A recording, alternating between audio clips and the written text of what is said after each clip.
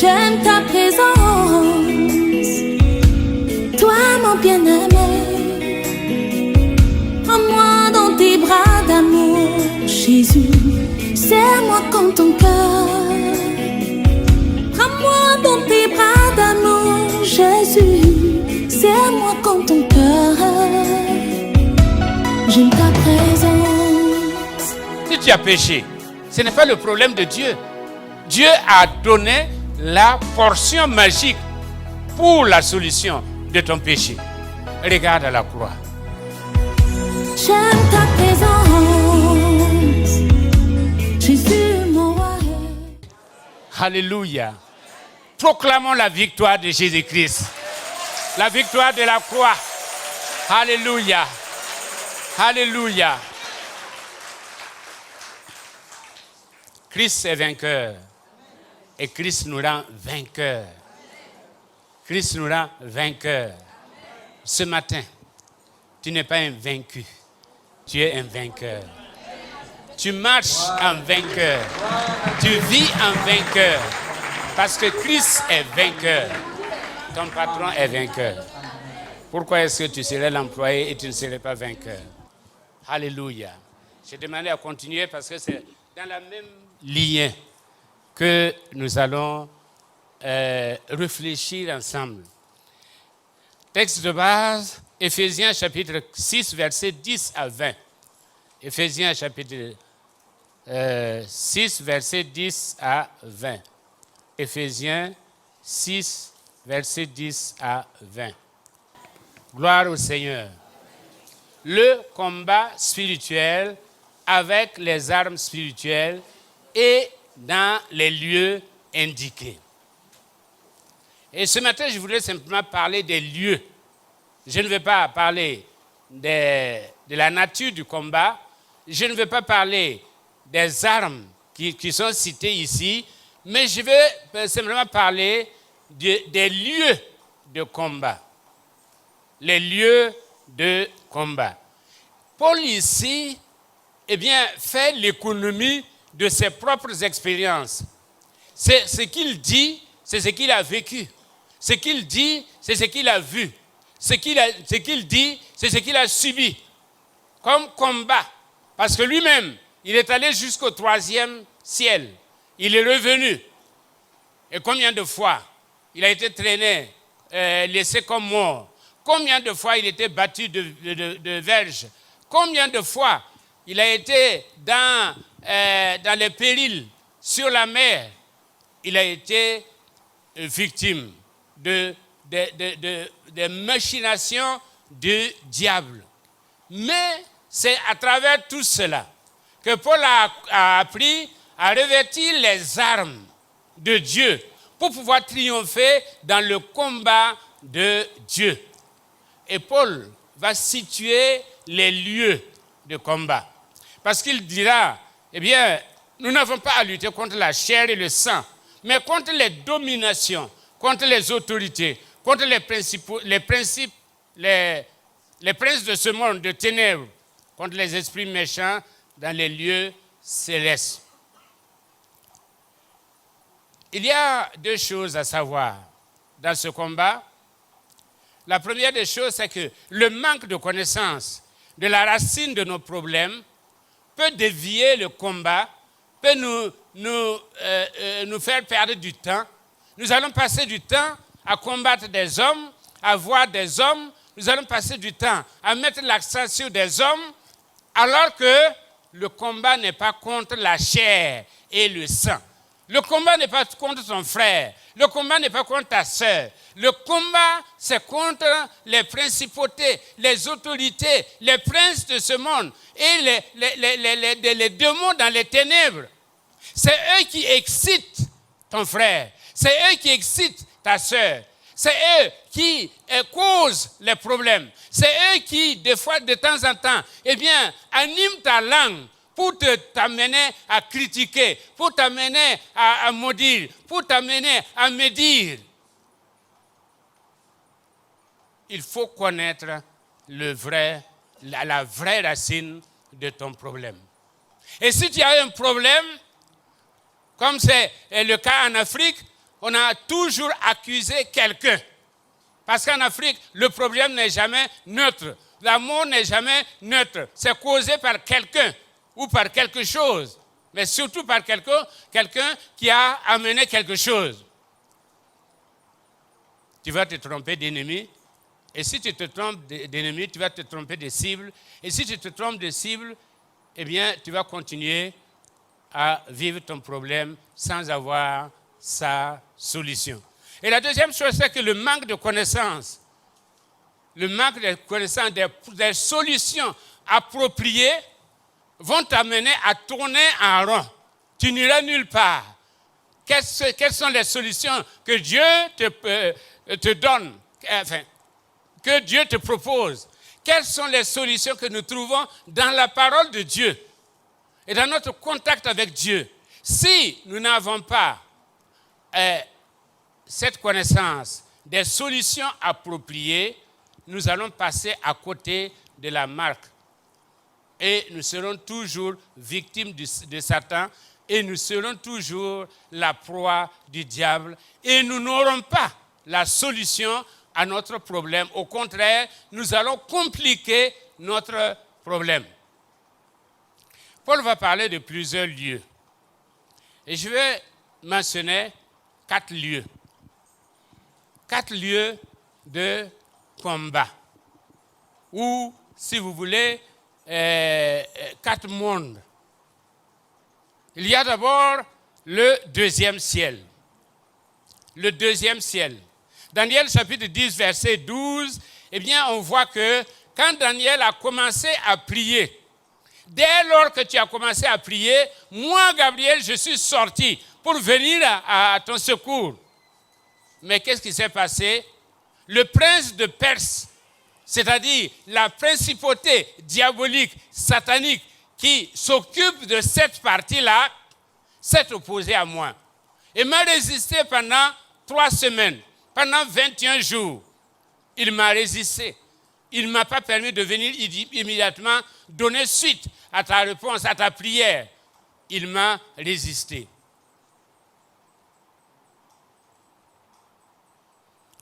Il y a opposition, une opposition vive quand nous nous mettons à prier. Il n'y a pas d'opposition si nous ne prions pas.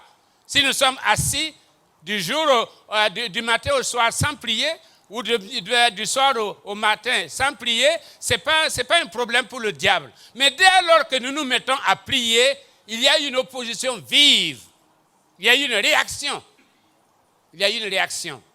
Parce que, eh bien, nous embêtons quelqu'un et ce quelqu'un-là n'est pas content. C'est pourquoi la Bible nous dit de prier sans cesse.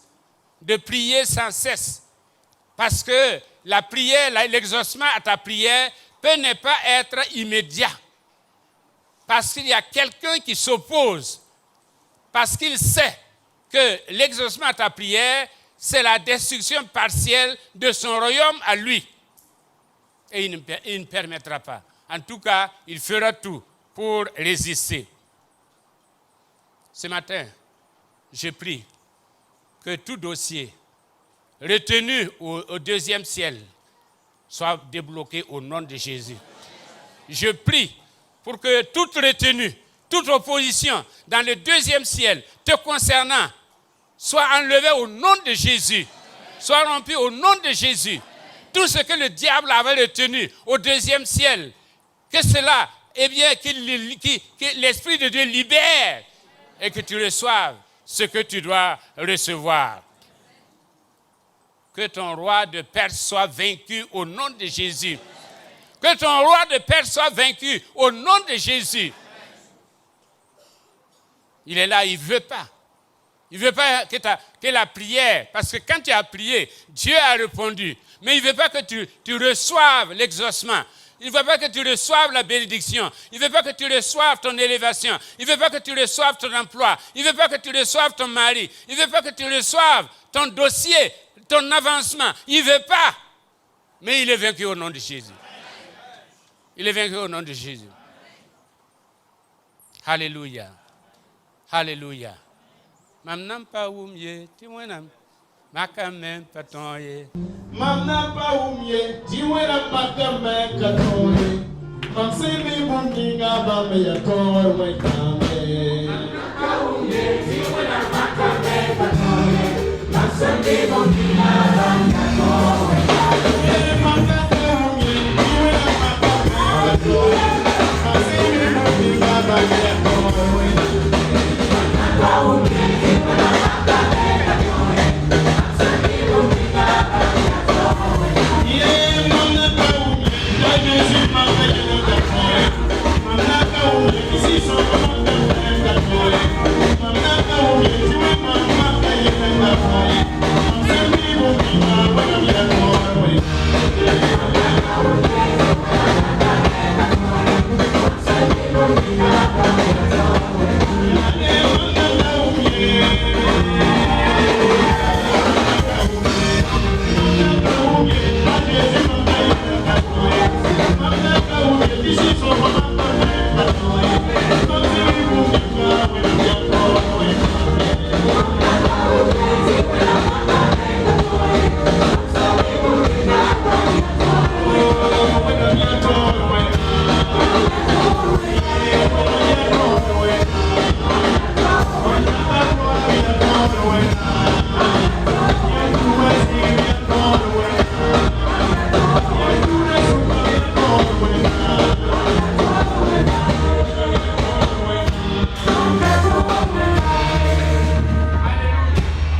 Ton roi de Perse est vaincu. Ton opposition est vaincue. Ton obstacle est vaincu. L'empêchement à l'exaucement de ta prière est vaincu. Au nom de Jésus, reçois par la foi. Reçois par la foi.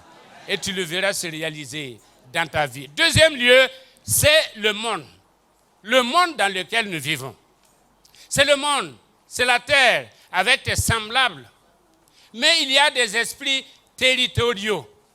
Il y a des esprits territoriaux. Il y a des esprits. Par exemple, le Burkina, la Côte d'Ivoire, etc. Il y a un esprit qui règne sur ce territoire-là. Et quand il y a quelque chose, ce sont ces démons dans ce territoire-là qui informent les autres.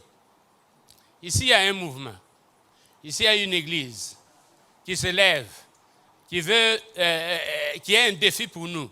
Il y a une église qui veut prier. Il y a une église qui veut le réveil. Il y a une église qui se rend compte de son état et qui veut sortir de cet état. Il faut l'empêcher.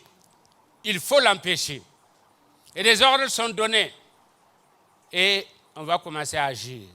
On va commencer à agir, soit par la division, soit par la critique, soit en tout cas une forme d'opposition. Les Sambala, les Oronoutes, les Guichen, l'arabe, tous ceux-là vont se lever. Ils vont dire non, Néhémie, tu ne vas pas bâtir ici.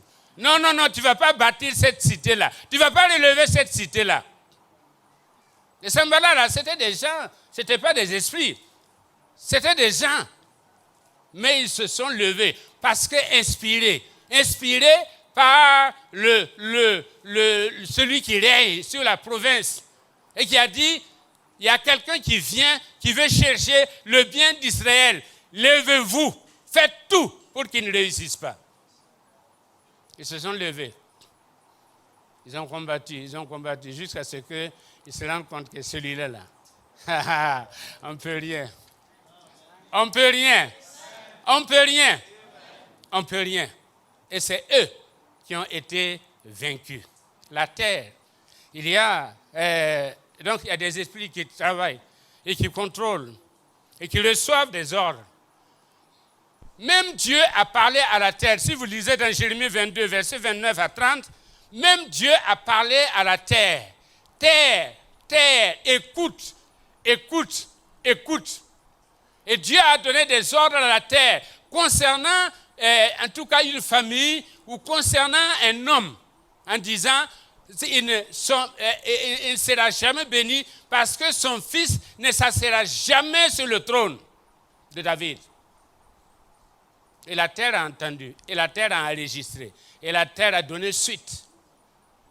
Cet homme en question-là, son fils n'a jamais régner. Il ne s'est jamais assis sur le trône d'Israël parce que Dieu a parlé à la terre. Dieu a ordonné à la terre et la terre a exécuté. Le monde des ténèbres aussi parle à la terre. Le monde des ténèbres parle à la terre. Les satanistes viennent. Et amore mien pa manaura zoom, anaura tom.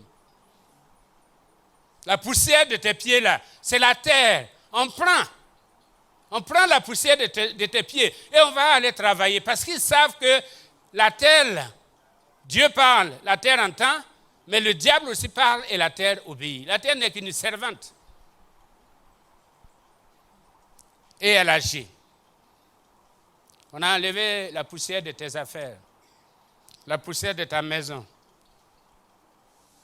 des fois la poussière même de ta vie, pour aller travailler de manière à ce que tu ne vives plus, travailler de manière à ce que tes affaires n'avancent pas.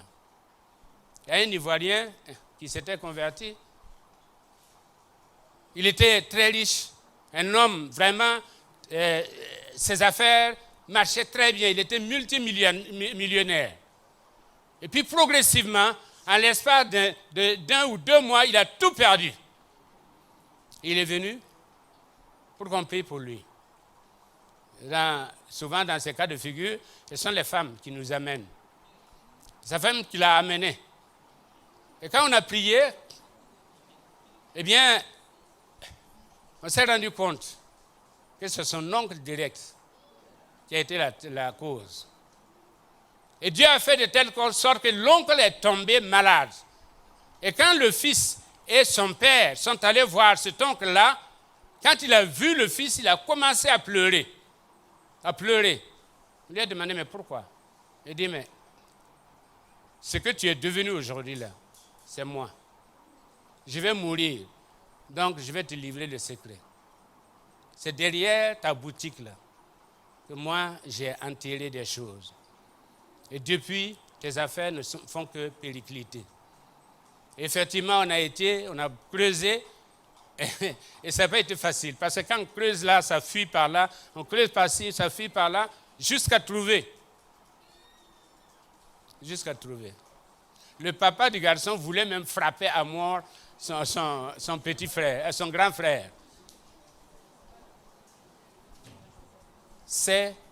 On a enterré. Et Dieu seul sait combien. Combien le diable essaie d'enterrer. Il essaie d'enterrer. Mais heureusement, la terre entend la voix de Dieu et la terre entend la voix des serviteurs de Dieu. Et si le serviteur de Dieu dit « sors », eh bien ce qui est enterré va sortir. Ce qui est enterré va sortir. Et ce matin, je dis que ce qui est enterré, parce qu'on a fait, on est allé enterrer en ton nom, que cela soit réduit, que cela soit détruit, que cela soit détruit au nom de Jésus-Christ. Vous savez, nous, en Afrique ici en général, nous comprenons cela. Il est en fait celui qui gère le tout. Le roi règne, mais c'est le Tengsaba qui gouverne. Et quand il parle à la terre entend. Et la terre obéit. Et la terre donne suite.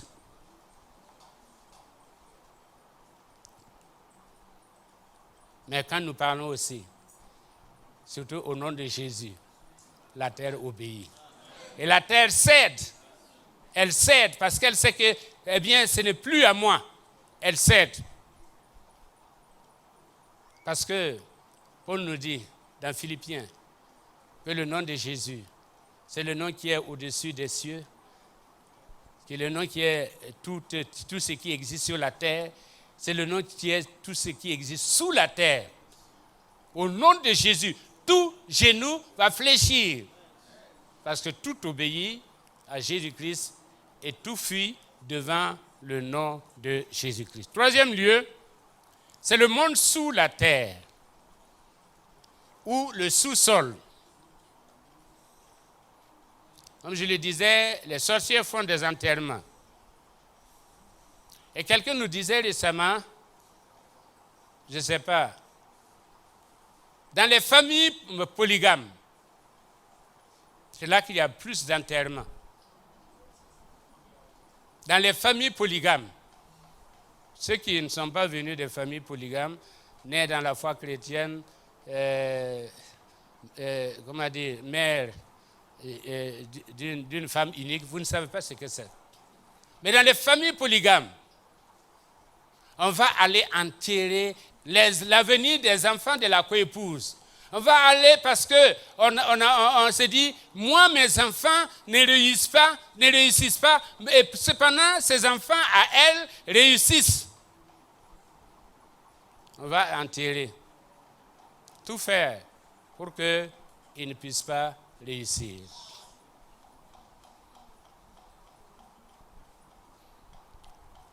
Il y a un homme, on enterre tout. Il y a un homme qui s'était marié. Il s'est marié en Angleterre. Il n'y avait pas de problème. Et puis quand il s'est marié, il était devenu impuissant. Dès le premier jour du mariage, il est devenu impuissant. On a traité en vain.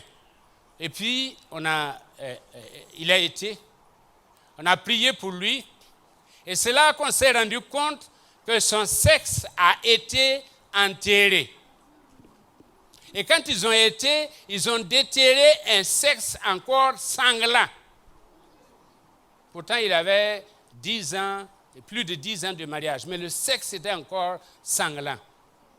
Et on a enterré son sexe pour le rendre impuissant. Pour dire parce qu'il y a une qui le voulait et qui ne l'a pas eu et qui a tout fait pour qu'il ne soit jamais heureux avec une femme. On enterre tout. Dans la fosse au lion était le symbole même de l'enterrement, c'est-à-dire la mort. Une fois qu'on t'envoie dans la fosse au lion, c'est là qu'il y a... Daniel a trouvé des os. Il a trouvé des os. C'est le symbole même de l'enterrement. On voulait enterrer Daniel, enterrer sa réputation, enterrer son avenir, enterrer tout ce qu'il avait. On a voulu enterrer. Mais gloire au Seigneur. Daniel est arrivé là-bas, les lions ont dit, c'est celui-ci-là, on ne peut même pas bouger. On ne peut pas manger. On ne peut pas manger. Et les lions se sont formés en coussin, un lit et un coussin pour Daniel, pour qu'il puisse dormir tranquillement. Et au lever du soleil, quand le roi est venu, il a posé la question, Daniel, ton Dieu a-t-il pu? Et Daniel a dit, viens voir toi-même mon roi. Mon Dieu a pu, mon Dieu a pu, mon Dieu a pu. Et ce qu'on croyait enterré, je vais sortir. Je sors vivant, parce que nul ne peut enterrer Dieu. Or, c'est Dieu qui est avec moi. C'est Dieu qui est avec moi. Même si on t'a enterré il y a longtemps, Dieu est capable de te ressusciter. C'est ce qu'on avait fait pour les enfants d'Israël. Quand Ézéchiel a été voir la fosse, où il y avait la fosse aux ossements, il n'y avait que des os. Et Dieu lui a posé la question, ces os desséchés, peuvent-ils revivre? Ézéchiel a dit, si tu le veux. Si tu le veux. Et de processus en processus, les os sont revenus à la vie et les morts ont été ressuscités.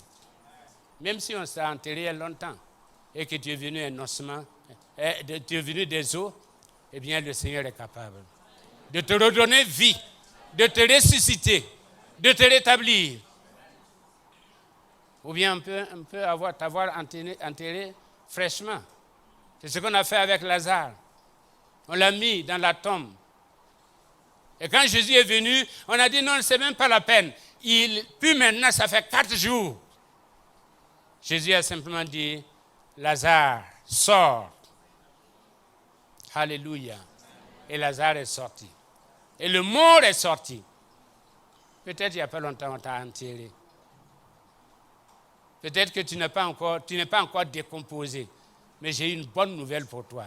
Au nom de Jésus. Au nom de Jésus. Au nom de Jésus. Sors. Sors. Sors de ton tombeau. Sors. Parce que quand Dieu parle, quand l'Esprit de Dieu parle, ou quand les hommes de Dieu parlent, la terre obéit et la terre libère ce qui ne lui appartient pas. C'est ce qui s'est passé avec Jésus. Au 3e jour, eh bien la terre a dit on ne peut pas retenir cet homme-là. On ne peut pas. On ne peut pas. Et c'est pourquoi Jésus est sorti du tombeau. Alléluia. Il y a des enfants qui, en connivence avec le monde extérieur, avaient tué leur papa. Bon, tué spirituellement. Mais ils l'ont rendu malade. Et il était sur le point de mourir. Quand on a prié pour cet homme-là, eh bien les enfants sont venus. Et les enfants ont confessé, les enfants ont dit, tu vois, le papa qui est assis là, il est mort. Parce qu'ils avaient des objets de leur papa, les ongles, etc., dans une boîte. Ils ont dit, voilà, c'est sa vie comme ça. Il suffit d'aller enterrer et il est mort. On a prié pour l'homme, l'homme a été guéri, mais on a posé la question aux enfants, mais qu'est-ce que vous allez faire de ces objets-là? Les enfants ont dit, tant que papa va dormir comme un âne, nous allons revenir le tuer. Tant que papa va dormir comme un âne, c'est-à-dire que s'il ne prie pas, s'il ne veille pas, s'il ne prie pas, nous allons revenir. Et cette fois-ci, nous n'allons pas le rater.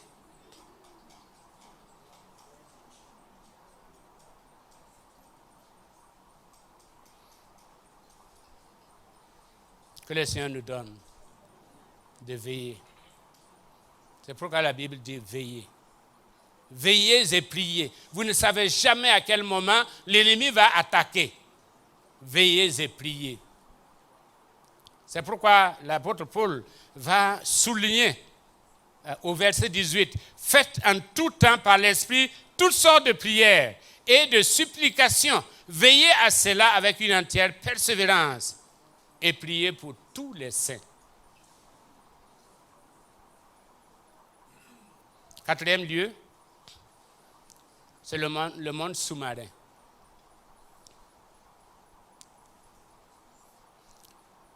C'est les Mami Wata, les maris et les femmes de nuit,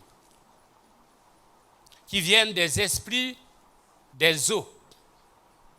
C'est pourquoi nous invitons les filles, les femmes à faire attention à votre habillement.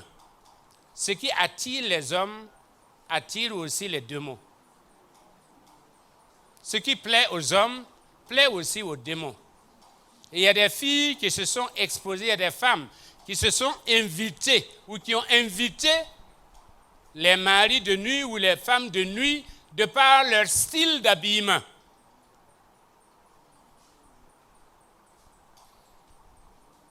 Les serviteurs d'Élysée, ou les serviteurs d'Élysée, eh bien, ils ont eu un problème. Ils avaient une hache pour couper le bois. Et quand ils sont arrivés, la hache est tombée dans l'eau. C'est-à-dire qu'on a attiré, les démons ont attiré la hache.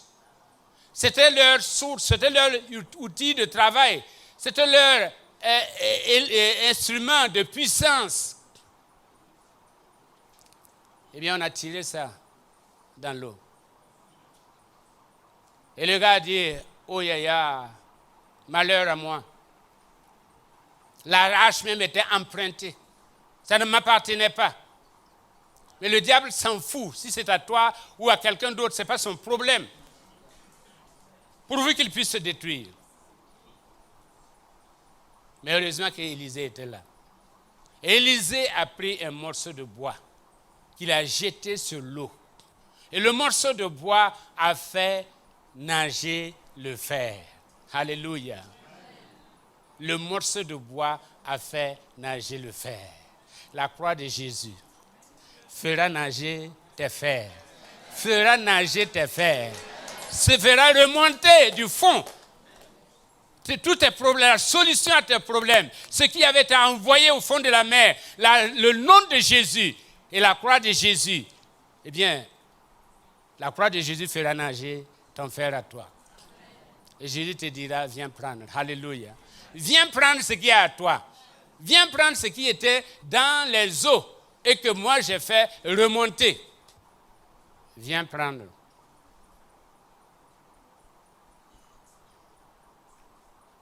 Par la croix, tout est possible.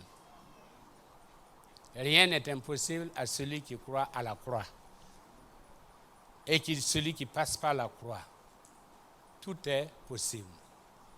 Maintenant, la solution, sous forme de conclusion, c'est que souvent, au lieu de prier, nous faisons prier pour nous. C'est le problème du chef de la synagogue et de la femme qui avait le sang, qui souffrait de perte de sang. Le chef de la synagogue est venu voir Jésus. Il a dit, il faut venir chez moi. Viens toucher ma fille qui est malade. Il y a des gens comme ça. Tant que le serviteur de Dieu ne le touche pas, ils ne sont pas guéris. Tant qu'on ne les touche pas, eh bien, ils ne sont pas exaucés. Par contre, cette femme-là, qu'est-ce qu'elle a dit? Si seulement je peux toucher son vêtement. Si je puis toucher le bord de son vêtement, je sais que je serai guéri. Et pendant que lui, il faisait voyager Jésus et que la fille était à la maison morte, eh bien, la femme, pendant ce temps, a reçu sa guérison. Elle a reçu sa guérison. Parce qu'elle a osé toucher le bord du vêtement de Jésus. Ce matin, ce que Dieu demande de toi, que tu sois dans le 3e ciel, le 2e ciel, que ce soit le monde, que ce soit le sous-sol, que ce soit dans la mer ou dans les eaux, ce que Jésus demande de toi, viens et touche-le par la foi. Viens et touche-le par la foi. Au lieu de faire simplement, d'attendre simplement parce que tu as fait des requêtes et tu attends qu'il vienne, non, va. Et souvent il est dit, va, qu'il te soit fait selon ta foi. Et en allant, des lépreux ont été guéris en chemin parce qu'ils ont cru.